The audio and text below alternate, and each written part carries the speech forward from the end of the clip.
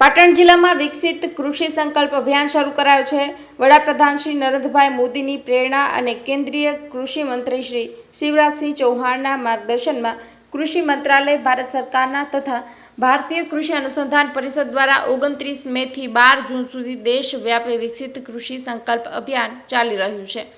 જે અંતર્ગત પાટણ જિલ્લામાં વિકસિત કૃષિ સંકલ્પ અભિયાન શરૂઆત કરાઈ છે।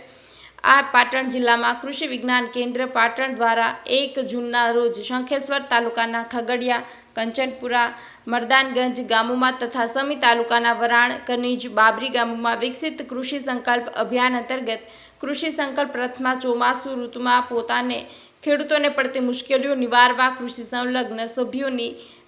સભ્યોથી બનેલી ટીમમાં કૃષિ વિજ્ઞાન કેન્દ્ર, આત્મા, ખેતીવાડી, પશુપાલન, બાગાયત, ભારતીય કૃષિ અનુસંધાન પરિષદ, કૃષિ યુનિવર્સિટી વગેરે વિભાગના અધિકારીઓ દ્વારા ખેડૂતોને પ્રાકૃતિક ખેતી, આધુનિક અને જળવાયુ પરિવર્તન અનુરૂપ ખેત પદ્ધતિ, નવા સંશોધિત બિયારણો, નેનો ફર્ટિલાઇઝર, બાગાયતી ખાતાની યોજનાઓ, બાગાયતી પાકોની ખેત પદ્ધતિ, ગ્રો મોર ફ્રૂટ ઝુંબેશ તેમજ પશુપાલન યોજનાઓ, વાછરડી પાડી અને તેવું બીજદાન, કૃમિ નિવારણ, રસીકરણ, નેનો ફર્ટિલાઇઝર, સોઇલ હેલ્થ કાર્ડનો ઉપયોગ વગેરે વિષયો પર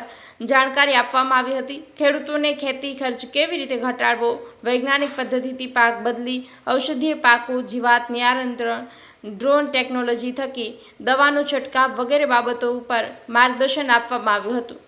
બ્યુરો ઓફિસ, પાટણ।